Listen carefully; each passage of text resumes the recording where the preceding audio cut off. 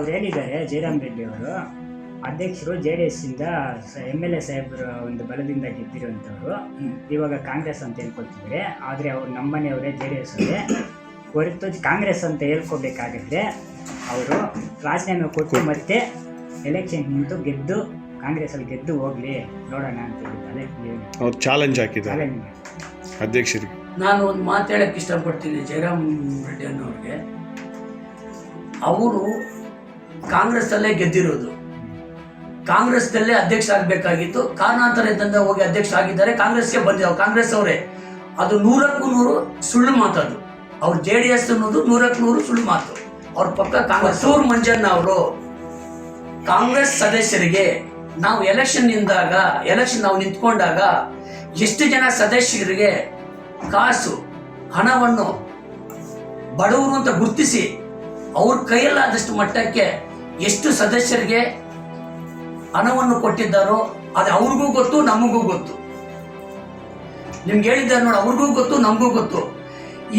ಈ ಕೊತ್ತೂರು ಮಂಜಣ್ಣ ಕಾಸು ಬಡವರು ಅಂತ ಗುರುತಿಸಿ ಸದಸ್ಯರಾದಾಗ ಅವ್ರ ಕೈಯಲ್ಲಾದಷ್ಟು ಸಹಾಯ ಮಾಡಿದಾಗ ಎಷ್ಟು ಜನ ಸದಸ್ಯರು ಅವರು ಹಣವನ್ನು ಪಡೆದುಕೊಂಡು ನಾವು ಸದಸ್ಯರಾಗಿದ್ದು ನಮಗೂ ಗೊತ್ತು, ಅವ್ರಿಗೂ ಗೊತ್ತು, ಅದು ಎಲ್ರಿಗೂ ಗೊತ್ತು.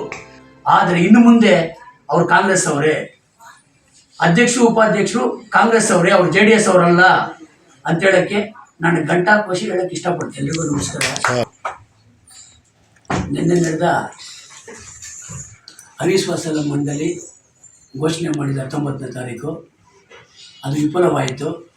ಕಾರಣ ಏನಂದರೆ, ನಮ್ಮ ಪಕ್ಷ ಕಾಂಗ್ರೆಸ್ ಪಕ್ಷದಿಂದ ಮುಖಂಡರು, ನಾಯಕರು ಭೂಪತ್ ರೆಡ್ಡಿ, ಸನ್ನಾಶ್ವರ ರಾಜಣ್ಣ, ಬಿಕ್ನಳ್ಳಿ ಸೊನ್ನೇಗೌಡರು, ಉಲ್ಪಾಪುರ ರಮೇಶಣ್ಣ, ಎಲ್ಲ ಮುಖಂಡರು ನಮ್ಮ ಸದಸ್ಯರನ್ನ ಸೆಂಟ್ರಿಂಗ್ ಸುರೇಶಣ್ಣ ಮತ್ತು ಅಶೋಕಣ್ಣ ಎಲ್ಲ ಸದಸ್ಯರನ್ನು ಅವ್ರ ಜೊತೆ ಎಲ್ಲರನ್ನ ಕರೆಸ್ಕೊಂಡು ನಾವು ಕಾಂಗ್ರೆಸ್ ಪಕ್ಷದವರು, ಕಾಂಗ್ರೆಸ್ ಪಕ್ಷಕ್ಕೆ ಒಳ್ಳೆಯ ಹೆಸರು, ನೀವು ನಮ್ಮ ಪಕ್ಷವನ್ನು ಉಳಿಸ್ಬೇಕಲ್ಲಿ, ಯಾವುದೇ ಒಂದು ಗೊಂದಲ ಇದ್ರೂ ಅದು ಸರಿಪಡಿಸೋಣ ಅಂತ ನಮ್ಮ ಹತ್ರ ಕರೆದು ಚರ್ಚೆ ಮಾಡಿದ್ರು.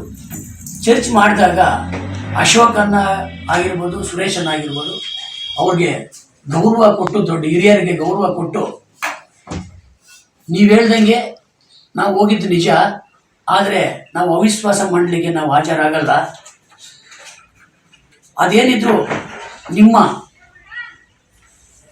ನಿಮ್ಮ ಮುಖಂಡದಲ್ಲಿ ಅಧ್ಯಕ್ಷರದ್ದು ಉಪಾಧ್ಯಕ್ಷರದ್ದು ಏನೇ ಹೆಚ್ಚು ಕಮ್ಮಿ ಇದ್ರೂ ಮಾತಾಡಿ ಪಂಚಾಯಿತಿ ಒಳ್ಳೆಯ ಅಭಿವೃದ್ಧಿ ಕೆಲಸಕ್ಕೆ ಮುಂದಾಗಬೇಕು ಅಂತ ಒಂದು ಸೂಚನೆ ಕೊಡಿ ಅಂತ ಇವ್ರಿಗೆ ಕೇಳಿದಾಗ ಅವ್ರು ಹೇಳಿದ್ದಾರೆ. ಅದ್ರ ಬಗ್ಗೆ ಅವರು ಅಧ್ಯಕ್ಷರು ಉಪಾಧ್ಯಕ್ಷರು ಒಳ್ಳೆ ಕೆಲಸ ಮಾಡಿ ಕಾಂಗ್ರೆಸ್ ಪಕ್ಷಕ್ಕೆ ಗೌರವ ತರುವಂಥ ಕೆಲಸ ಮಾಡಬೇಕು ಅಂತ ಅವರಲ್ಲಿ ಕೇಳ್ತೀವಿ. ಅವ್ರ ಪಕ್ಕ JDS, ಅಧ್ಯಕ್ಷರು JDS, ಉಪಾಧ್ಯಕ್ಷರು JDS ಅಂತ ಕೇಳ್ಪಟ್ಟು, ಅಧ್ಯಕ್ಷರು ಉಪಾಧ್ಯಕ್ಷರು ಅವ್ರು ಕಾಂಗ್ರೆಸ್ ಅವರೇ. ಯಾಕೆ ಕಾಂಗ್ರೆಸ್ ಅವರು ಅಂತ ಹೇಳ್ತೀನಿ ಅಂದರೆ, ಉಪಾಧ್ಯಕ್ಷರು JDS ಅಲ್ಲಿದ್ದವ್ರೆ. JDS ಅಲ್ಲಿದ್ದರು.